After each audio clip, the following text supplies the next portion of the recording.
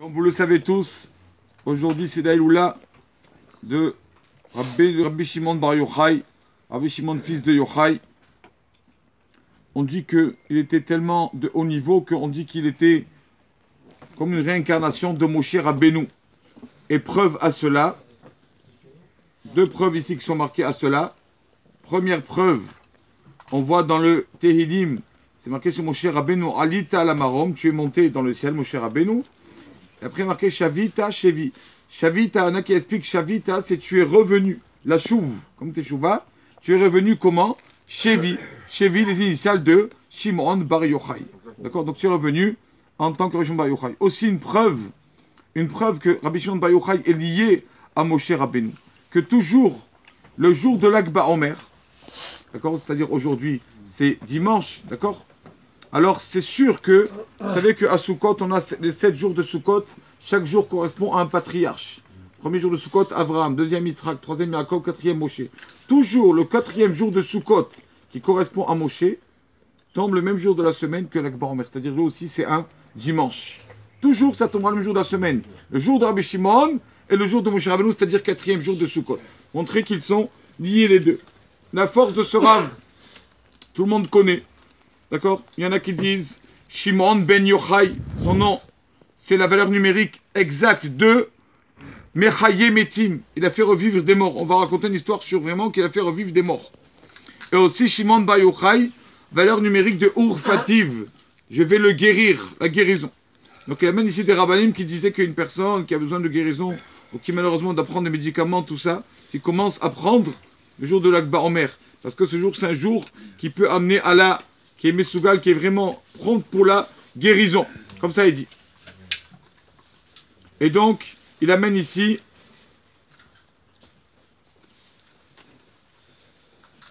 aussi pour... Donc, on a vu que ça peut des gens qui sont malades. Nous qui étaient... La mort, il les a fait revivre, on va voir. Des gens qui étaient morts, il les a fait... Pardon, malades, il les a guéris. Des morts, il les a fait revivre. Et même pour les mésonotes. C'est bon de prier par son mérite pour la parnassa. Donc, on a vu ça. Regardez comme c'est beau. Quand le peuple d'Israël est sorti d'Égypte, ils ont pris avec eux des morceaux de matzah. Et ou pas, vous savez ça qu'on mange la matzah. Et donc de cette matzah, ils se sont nourris pendant 30 jours. D'accord? Donc, 30 jours, c'était donc le 15 Nissan. 30 jours, ça fait 15 Iyar. Après 3 jours, ils étaient, le verset dit, 3 jours sans pain. 3 jours, il n'y avait pas de pain. D'accord?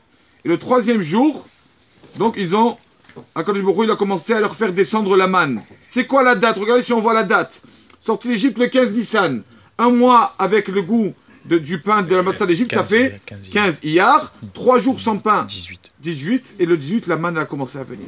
18 Iyar, c'est quoi? Le jour de l'Oula de Rabbi Shimon Bar Yochai. Le jour de Saïloula, la manne a commencé à descendre, à venir. Comment on peut, ce jour-là, prier par le mérite de Rabbi Shimon Bar Yochai, que lui, il peut nous faire venir aussi la parnassa. Donc comme son mérite, il est fort.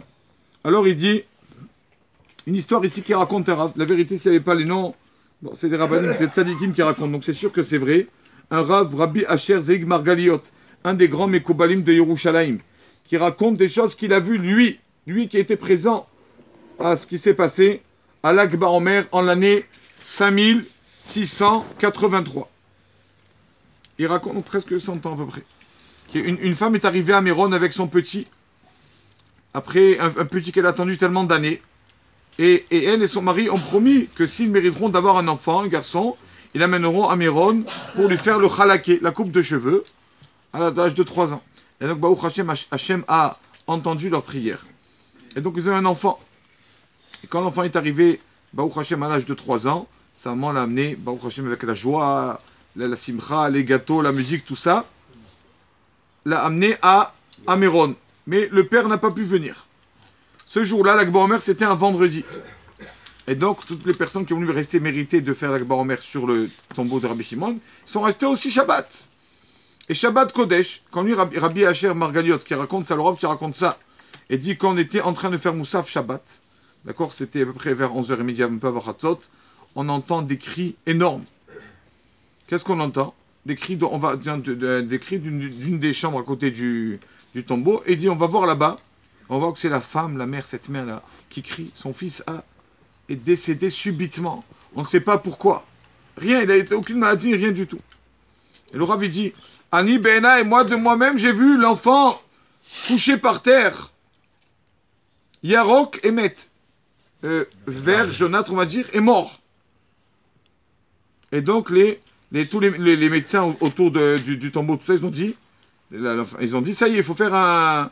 Ils font faire un esguerre, comment on dit, comme une barrière, non? Un périmètre. Parce que un périmètre de peur que cette maladie est peut-être contagieuse. Vous savez pas ce qui s'est passé? Donc personne ne rentre, personne ne sort. Et tout le monde crie, la folie dans la foule. Et on entend surtout les cris de la maman, que son seul fils unique a attendu tellement de temps avant de la voir. Le jour de la simcha, de sa joie des 3 ans, Hachem Ishmor. Et personne ne pouvait faire qui douche le Shabbat à cause de la peine qu'ils ont eue. À un moment, la mère qui se lève, la mère de l'enfant, elle prend son fils mort comme ça. Elle descend avec le corps de son fils sur le tombeau de Rabbi Shimon Bar Yochai. Et en criant, elle dit, Rabbi Shimon, j'ai amené ici aujourd'hui mon fils unique que m'a donné Hachem par ton mérite. Et j'ai accompli ma parole, j'ai respecté ma parole. J'ai dit que dès qu'il avait 3 ans, je l'amènerai vers toi. Je l'ai amené ici. Ne gâche pas ma fête et la joie de mon mari qui m'attend que je revienne à la maison avec mon enfant. Et après, elle s'est levée, elle a dit, Tzadik, écoute-moi. Je laisse l'enfant comme il est, je te le laisse. Et s'il te plaît, ne me fais pas honte. Réponds à ma parole. Comme ça, il lui dit. Et rends-le-moi, Chai, vivant, ou Bari, et en bonne santé, comme je l'ai amené. Je te l'ai amené hier. J'en ai venu vendredi avant Shabbat. Je te l'ai amené en bonne santé. Ramène-le-moi, rends-le-moi quand je te l'ai donné. Veit Kadesh Shem Shamaim. Grâce à toi, le nom de Dieu va se répandre. On va voir combien la force des tzadikim. Et tout le monde saura qu'il y a un bon Dieu dans le ciel. Et qu'il y a des tzadikim, qu'Hachem leur donne la force de faire revivre des morts. Et elle a dit, allez, sortez tout le monde. Ils ont laissé l'enfant comme ça sur le tombeau. Ils sont tous sortis. Après quelques minutes, on entend de la synagogue des pleurs. Les pleurs de ce bébé qui... Mamash est revenu à la vie. Mamash, résurrection d'un mort. Et il y avait un rave qui était là. Et l'enfant qui crie, dit, allez, j'ai soif, maman, j'ai soif. Et dit, quel cri de joie il y a eu ce jour-là sur la tombe de Rabbi Shimon. Quand on a vu un enfant mort, tout le monde a vu un enfant mort qui est revenu Baruch Hashem à la vie. Tout le monde a pu voir ce miracle. Et tout le monde en fait la bracha. Baruch ata Hashem Elokeinu melech haolam mechayeh hametim, qui fait revivre les morts. On fait comme ça. Et même les personnes non juives qui ont vu ça, qui étaient dans la police, tout ça, ils ont fait cette bracha, tellement qu'ils ont vu ça. Il dit, donc voilà comment ce tzaddik, elle avait la force même de faire revivre des morts. Donc tout, il faut prier Hachem aujourd'hui par son srout, que Hachem il guérisse les malades, amen. Et que Hachem il donne une parnassa à tout le monde, amen. Amen.